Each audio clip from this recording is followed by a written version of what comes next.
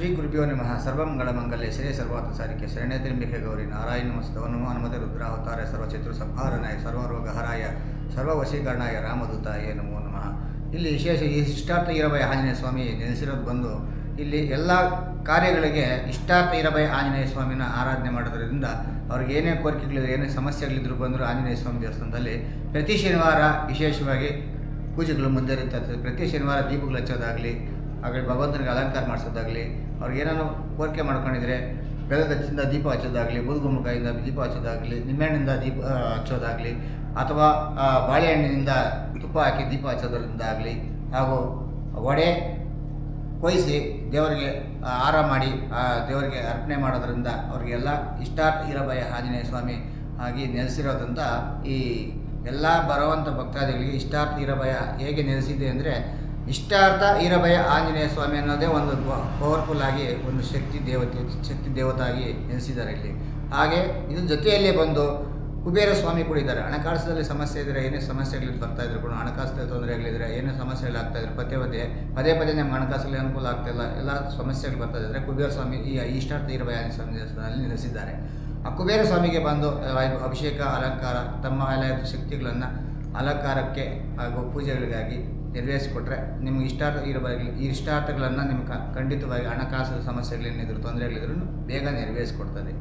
ಖಚಿತವಾಗಿ ಒಂದು 5 ವಾರದಲ್ಲಿ ನಿಮಗೆ ಹಣಕಾಸು ಸಮಸ್ಯೆ ಏನಿದ್ರು ಕುಬೇರ ಸ್ವಾಮಿಗೆ ಆರಾಧನೆ ಮಾಡಿದ್ರೆ ಪ್ರತಿಯೊಂದು ನಿಮಗೆ ಯಾರೇ ಹಣಕಾಸು ಕೊಡಬೇಕಾಗಿರೋದು, ಹಣಕಾಸಲ್ಲಿ ತೊಂದರೆ ಬರ್ತದೆ, ಎಲ್ಲೇ ₹1 ನಿಲ್ತಾ ಇಲ್ಲ, ನಮಗೆ ಪದೇ ಸಮಸ್ಯೆ ಏನಾಗ್ತದೆ ಅಂದರೆ ಇಲ್ಲಿ ಇಷ್ಟಾರ್ಥ ಈರಭಯ ಸ್ವಾಮಿ ದೇವಸ್ಥಾನದಲ್ಲಿ ಕುಬೇರ ಸ್ವಾಮಿ ಇದೆ. ಅಲ್ಲಿ ಬಂದು ಆರಾಧನೆ ಮಾಡಿ ಪೂಜೆ ಮಾಡಿ ಅವರಿಗೆ ನೈವೇದ್ಯಗಳನ್ನು ಮಾಡಿ ಹಾಗೂ ಭಗವಂತನಿಗೆ ಆರಾಧನೆ ಮಾಡಿದರೆ ನಿಮಗೆ ಇಷ್ಟಾರ್ಥ ನೆರವೇರಿಸ್ಕೊಡ್ತದೆ ಅಂತ ಇಲ್ಲಿ ಮನವಿ.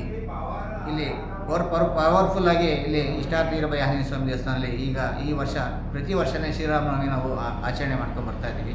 ಹಾಗೆ ಪ್ರತಿ ವರ್ಷವೂ ಈ ವರ್ಷ ಅದ್ಧೂರವಾಗಿ ಈ ಪ್ರತಿ ವರ್ಷಕ್ಕಿಂತ ಹೆಚ್ಚಾಗಿ ಈ ವರ್ಷ ಅದ್ಧೂರವಾಗಿ ನಾವು ಶ್ರೀರಾಮನವಮಿನ ಆಚರಣೆ ಮಾಡ್ತಾಯಿದ್ದೀವಿ. ಎಲ್ಲ ಗ್ರಾಮಸ್ಥರು, ಸುತ್ತಮುತ್ತ ಗ್ರಾಮಸ್ಥರೆಲ್ಲ ಸೇರಿ ಆಚರಣೆ ಮಾಡ್ತಾಯಿದ್ದೀವಿ. ಹಾಗೂ ಅಕ್ಕಪಕ್ಕ ಗ್ರಾಮಸ್ಥರು ರಾಯಚೂರು, ಗುಲ್ಬರ್ಗ, ಮೈಸೂರು ಈ ಥರ ತುಂಬ ದೂರ ಬರೋರಂಥ ಭಕ್ತಾದಿಗಳಿಗೆ ನಿಮಗೆ ಇಲ್ಲಿ ವಿಶೇಷವಾಗಿ 26ನೇ ತಾರೀಕು ಸಂಜೆ ಕಳಸ ಆರಾಧನೆ ಗಂಗೆ ಪೂಜೆಯನ್ನು ಮಾಡ್ತಾಯಿದ್ದೀವಿ.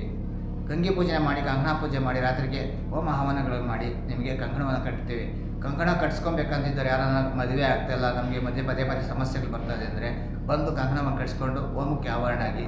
ಹಾಗೂ ನವಗ್ರಹ ದೋಷ, ನಿಮಗೆ ಏನೋ ಪಾಪ ದೋಷಗಳಿದ್ದರೆ, ಕೆಲವೊಂದು ದೋಷಗಳಿರ್ತದೆ, ನವಗ್ರಹ ದೋಷ ಆಗಿರ್ಬೋದು, ಗ್ರಹ ದೋಷಗಳಿರ್ಬೋದು, ಪ್ರತಿಯೊಂದು ಏನೇ ಒಂದಿದ್ರು ಅದು ಒಂದು ದಿವಸ ಪೂಜೆಗಳು ಮಾಡ್ತಾಯಿರ್ತೀವಿ. ಆ ಸಮಯಕ್ಕೆ ಬುಕ್ ಮಾಡಿಕೊಂಡು ಆನ್ಲೈನಲ್ಲಿ ನೀವು ಬಂದು ನಿಮ್ಮ ಪ್ರೀತಿಯಿಂದ ಕಾಣಿಕೆಯನ್ನು ಕೊಟ್ಟು ಭಗವಂತನಲ್ಲಿ ಪ್ರಾರ್ಥನೆ ಮಾಡಿಕೊಂಡು ಆ ಹೋಮಕ್ಕೆ ಬರುವಂಥ ಭಕ್ತಾದಿಗಳೆಲ್ಲ ಪ್ರತಿಯೊಂದೂ ಬೆಲ್ಲದಿಂದ ಹಚ್ಚು, ಆ ಥರ ದೇವರಿಗೆ ಬೇಕಾಗಿರೋಂಥ ಹೋಮದ ಸಾಮಾನುಗಳು ಹಾಗೂ ದೇವರಿಗೆ ಅಲಂಕಾರವಂತ ಬೇಕಾಗಿರುವಂಥದ್ದು ಪೀಠಿಗಳಾಗಿರ್ಬೋದು, ದೇವರಿಗೆ ಈಗ ಹೊಸದಾಗಿ ನೂತನವಾಗಿ ಶ್ರೀರಾಮನನ್ನು ತಗೊಂಬಂದಿದ್ದೀವಿ. ಪ್ರಾಣ ಪ್ರತಿಷ್ಠಾಪನೆಯನ್ನು 27ನೇ ತಾರೀಕು ವಿಶೇಷವಾಗಿ ಹೋಮಗಳು ಹಾಗೂ ವಿಶೇಷವಾಗಿ ಮಾಡ್ತಾಯಿದ್ದೀವಿ. ಕಲ್ಯಾಣವನ್ನು ವಿಶೇಷವಾಗಿ ಶ್ರೀರಾಮನ ವಿಶೇಷವಾಗಿ ಇಲ್ಲಿ ಮಾಡ್ತಾಯಿದ್ದೀವಿ. ರಾಮನ ಇಲ್ಲಿ ರಾಗಿಯಲ್ಲಿ ಇಟ್ಟು ದೇವರನ್ನ 48 ದಿನಗಳಾಗಿದೆ ಆಲ್ರೆಡಿ ಇಡ್ತಾಯಿದ್ದೀವಿ. ಇಟ್ಟು ಪೂಜೆ ಮಾಡುತ್ತಾ ಇದ್ದೀವಿ. ವಿಶೇಷವಾಗಿ 27ನೇ ತಾರೀಕು ಶ್ರೀರಾಮನವಮಿ ಕಲ್ಯಾಣ ವಸ್ತುವನ್ನು ಮಾಡ್ತಾಯಿದ್ದೀವಿ. 27ನೇ ತಾರೀಕು ವಿಶೇಷವಾಗಿ ಆ ಸಮಯಕ್ಕೆ ಆಗಮಿಸಿ ಭಗವಂತನಲ್ಲಿ ಪ್ರಾರ್ಥನೆಯನ್ನು ಮಾಡ್ಕೊಳ್ಳಿ, ಹರಕೆಯನ್ನು ಕಟ್ಕೊಳ್ಳಿ. ಶ್ರೀರಾಮನಿಗೆ ಸೀತಾರಾಮನಿಗೆ ಹರಕೆಯನ್ನು ಕಟ್ಟಿಕೊಂಡು ಈ ಆಂಜನೇಯ ಸ್ವಾಮಿ ದೇವಸ್ಥಾನಕ್ಕೆ ಆಗಮಿಸಿ ತಮ್ಮ ಕೋರಿಕೆಗಳನ್ನು ನೆರವೇರಿಸ್ಕೊಡ್ತಾರೆ. ಕಲ್ಯಾಣ ಯಾರಿಗೆ ಆಗ್ತಾಯಿಲ್ಲೋ, ಮದುವೆಗಳಾಗ್ತಾಯಿಲ್ಲ, ಸಂಕಷ್ಟದಲ್ಲಿ ಪ್ರಾಬ್ಲಮ್ ಆಗ್ತಾಯಿದೆ, ನಿಮಗೆ ಹಣಕಾಸಲ್ಲಿ ತೊಂದರೆ ಆಗ್ತಾಯಿದೆ, ವ್ಯವಹಾರಗಳಲ್ಲಿ ತೊಂದರೆ ಆಗ್ತಾಯಿದೆ, ಏನೇ ಒಂದು ನಮಗೆ ಕೈ ಬಾಯಿ ಆಗ್ತಾಯಿಲ್ಲ ಅಂಥ ವ್ಯಕ್ತಿಗಳಿದ್ದರೆ ಈ ದೇವಸ್ಥಾನಕ್ಕೆ ಒಮ್ಮೆ ಆಗಮಿಸಿ ಸೀತಾರಾಮನ ಭಾಗವಹಿಸಿ ಕಲ್ಯಾಣದಲ್ಲಿ ನಿಮಗೆ ಎಂಥ ಸಂಕಟವದ್ದಿದ್ರೂ ದೂರವಾಗಲಿ ಅಂತ ಭಗವಂತನಲ್ಲಿ ಪ್ರಾರ್ಥನೆ ಮಾಡೋಣ. ಹಾಗೆ ವಿಶೇಷವಾಗಿ ಕಲ್ಯಾಣವನ್ನು ಏನಕ್ಕೋಸ್ಕರ ಮಾಡ್ತಾಯಿದ್ದೀವಿ ಇನ್ಮೇಲಿಕಂದರೆ, ಬರುವಂಥ ಭಕ್ತದಲ್ಲಿ ಯಾರೇ ಸಮಸ್ಯೆಗಳು ಮನೇಲಿ ತುಂಬ ನೋಡಿದ್ರು, ಯಾರೇ ಕೇಳಿದ್ರು ಕಲ್ಯಾಣ ಪ್ರಾಬ್ಲಮ್ಮು, ಎಲ್ಲೇ ಹೋದರೆ ಆಶಾತ್ರದಲ್ಲಿ ಹೋದರೂ ಕಲ್ಯಾಣ ನಮಗೆ ಆಗ್ತಾನೇ ಇಲ್ಲ ಅಂತ ಹೇಳೋ ವ್ಯಕ್ತಿಗಳಿಗೆ ಇಲ್ಲಿ ವಿಶೇಷವಾಗಿ ಶ್ರೀರಾಮನವಮಿ ದಿವಸ ಪ್ರತಿ ವರ್ಷವೂ ಮಾಡ್ತಾಯಿರ್ತೀವಿ. ಹಾಗೂ ಮದುವೆಗಳು ಯಾರಾಗ್ತಾಯಿಲ್ಲ ಕಂಕಣ ಕಟ್ಸ್ಕೊಂಡು ಮದುವೆಗಳಲ್ಲಿ ಆಗದಿರೋವಂಥ ಭಕ್ತಾದಿಗಳು ಬಂದು ಇಲ್ಲಿ ವಿಶೇಷವಾಗಿ ಕಲ್ಯಾಣವನ್ನು ಮಾಡಿಸ್ಕೊಳ್ಳೋದು. ಭಗವಂತ ಕಲ್ಯಾಣ ಮಾಡಿಸಿದರೆ ನಿಮಗೆ ಪ್ರತಿಯೊಂದು ಎಲ್ಲದಕ್ಕೂ ಸಂಕಟದಲ್ಲಿ ಪಾರ ಆಗ್ತೀರಾ. ನಿಮಗೆ ಕಲ್ಯಾಣ ಆಗ್ತಾಯಿಲ್ಲ ಅಂತಂದರೆ ಅತಿ ಶೀಘ್ರವಾಗಿ 47ರಲ್ಲಿ ಕಲ್ಯಾಣವನ್ನು ಪ್ರಾಪ್ತಿವಾಗ್ತದೆ.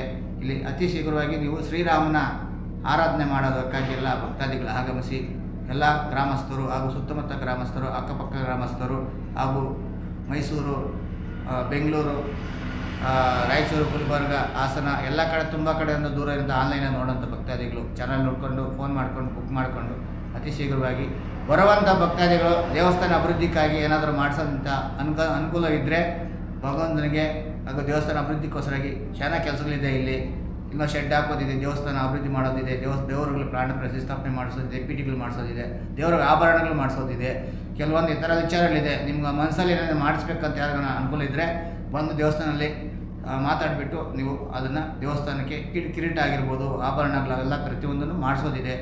ಬಂದು ಮಾಡಿಸೋ ಅನುಕೂಲ ನಿಮಗೆ ಇದೆಯೇ, ಆಸಕ್ತಿ ಇದೆ ಅಂದರೆ ಬಂದು ಭಾಗವಹಿಸ್ಬೋದು. ಹಾಗೂ ಹೋಮಗಳಕ್ಕೂ ಮಾಡಿಸ್ಬೋದು. ಹಾಗೂ ಅನುದಾನ ಏನಾದ್ರು ಮಾಡಿಸ್ತೀನಿ ಅಂದರೆ ಬಂದು ಮಾಡಿಸ್ಬೋದು. ಎಲ್ಲ ಥರ ನಿಮ್ಗೆ ಅಭಿಷೇಕಗಳು ಮಾಡಿಸ್ತೀನಿ ಅಂದ್ರೆ ಮಾಡಿಸ್ಬೋದು. ಆಮೇಲೆ ಬಟ್ಟೆ ದೇವರಿಗೆ ವಸ್ತ್ರಾಭರಣಗಳು ಏನೇನು ಕೊಡೋದಿದ್ರು ಕೊಡ್ಬೋದು. ಎಲ್ಲ ಥರನೂ ನಿಮಗೆ ಅನುಕೂಲ ನಿಮ್ಮಂತೆಯೇ ನಾವು ಮಾಡಿಕೊಡ್ತೀವಿ. ಸಂತೋಷವಾಗಿ ಸುಸೂತ್ರವಾಗಿ ನೀವು ಬಂದು ದೇವಸ್ಥಾನಕ್ಕೆ ಆಗಮಿಸಬೇಕಂತ ವಿನಂತಿ. ಸರ್ವೇ ಜನ ಸುಖಿನೋ ಭವಂತು. ಶ್ರೀರಾಮ ಜಯ ರಾಮ ಜಯ ಜಯ ರಾಮ. ಶ್ರೀರಾಮನ ಸೀತಾರಾಮನ ಇಲ್ಲಿ ತಂದು ಇಟ್ಟಿದ್ದೀವಿ. 48 ದಿನಗಳ ಕಾಲ ರಾಗಿಯಲ್ಲಿ ಭತ್ತದಲ್ಲಿ ಇಟ್ಟು ಇಲ್ಲಿ ಆಚರಣೆ ಮಾಡ್ತಾ ಇದ್ದೀವಿ. ಶ್ರೀರಾಮನ ನೂತನವಾಗಿ ಪ್ರಾಣ ಪ್ರತಿಷ್ಠಾಪನೆಯನ್ನು ಮಾಡೋದಕ್ಕಾಗಿ ಇಲ್ಲಿ ವ್ಯವಸ್ಥೆಗಳನ್ನು ಮಾಡಿದ್ದೀವಿ. ಭಕ್ತಾದಿಗಳು ನೂತನಕ್ಕಾಗಿ ಏನಾದರೂ ತಮ್ಮ ಧನ ಸಹಾಯವನ್ನು ಏನಾದರೂ ಮಾಡಿಸೋದಿದ್ರೆ, ಇಲ್ಲ ನೈವೇದ್ಯಗಳು ಮಾಡಿಸೋದಿದ್ರೆ, ಇಲ್ಲ ಅನ್ನದಾನ ಮಾಡಿಸೋದಿದ್ರೆ, ಏನೇ ಒಂದು ಪ್ರತಿಯೊಂದಿದ್ರು ಶ್ರೀರಾಮನಿಗೋಸ್ಕರಾಗಿ ಅವತ್ತು ದಿವಸ ಮಾಡಿಸಿದರೆ ನಿಮಗೆ ಎಂಥ ಕಷ್ಟವಾಗಿದ್ರೂ ಶ್ರೀರಾಮನ ಆಶೀರ್ವಾದ ನಿಮಗೆ ಸದಾಕಾಲ ಸಿಗಲಿ ಅಂತ ಭಗವಂತನಲ್ಲಿ ಪ್ರಾರ್ಥನೆ ಮಾಡೋಣ. ಎಲ್ಲ ಬಂದು ಭಗವಂತನಿಗೆ 27ನೇ ತಾರೀಕು ಶ್ರೀರಾಮನಾಮ ಕಲ್ಯಾಣವನ್ನು ಇಲ್ಲಿ ಮುಂದುವರಿತದೆ. ಭಕ್ತಾದಿಗಳೆಲ್ಲ ಭಾಗವಹಿಸಬೇಕಂತ ವಿನಂತಿ.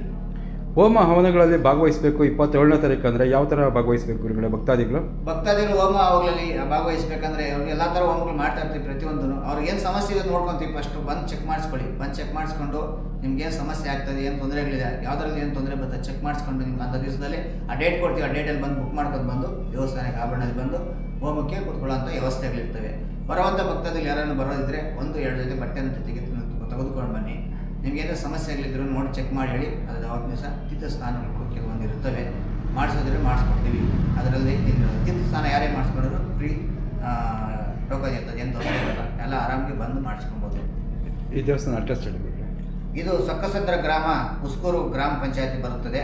ಇದು ಬೆಂಗಳೂರು ಆವರಣದಲ್ಲಿ ಬರ್ತದೆ. ನಿಮಗೆ ಬರುವಂಥ ಭಕ್ತಾದಿಗಳು ಎಲ್ಲರಿಗೂ ಬಸ್ಸು ವ್ಯವಸ್ಥೆಗಳಿರ್ತದೆ. ಬೆಂಗಳೂರಿಂದ, ಮೈಸೂರಿಂದ, ರಾಯಚೂರು, ಗುಲ್ಬರ್ಗ, ಆಂಧ್ರ, ತಮಿಳುನಾಡು, ಹೊಸೂರು, ಅತ್ತಿಬೇಲೆ ಎಲ್ಲ ಥರ ಬಸ್ಸುಗಳು ಇಲ್ಲಿ ನಮಗೆ ಅಟೆಂಡ್ ಆಗ್ತಾ ಇರ್ತವೆ, ಬಂದು ಹೋಗ್ತಾ ಇರ್ತವೆ. ಇಲ್ಲ ಕೆಲವು ಕ್ಯಾಬ್ ಬುಕ್ ಮಾಡ್ಕೊಂಡು ಬರೋರು ಬಂದು ಹೋಗ್ಬೋದು. ತುಂಬ ಹತ್ರ ಇರ್ತದೆ. 2 ವೀಲರು ಎಲ್ಲ ಬರುತ್ತೆ, ಜಾಗ ಇದೆ, ಹೋಗೋಕ್ಕೆ ಬರೋಕ್ಕೂ ಅನುಕೂಲ ಇದೆ. ಒಳ್ಳೆಯ ಇದಿದೆ. ಸೊಕ್ಕಸಂದ್ರ ಗ್ರಾಮ ಲೊಕೇಶನ್ ಹಾಕ್ಕೊಂಡ್ರೆ ನಿಮಗೆ ಪ್ರತಿಯೊಂದು ಎಲ್ಲ ನಿಮಗೆ ಸೊಕ್ಕಸಂದ್ರ ಈರಭಯ್ಯ ಆಂಜನೇಯ ಸ್ವಾಮಿ ದೇವಸ್ಥಾನ ಹಾಗೆ ಲೊಕೇಶನ್ ಇದೆ ಆಲ್ರೆಡಿ. ಆ ಲೊಕೇಶನ್ ಹಾಕ್ಕೊಂಡು ನೀವು ಆರಾಮಿ ದೇವಸ್ಥಾನಕ್ಕೆ ತಲುಪ್ಬೋದು.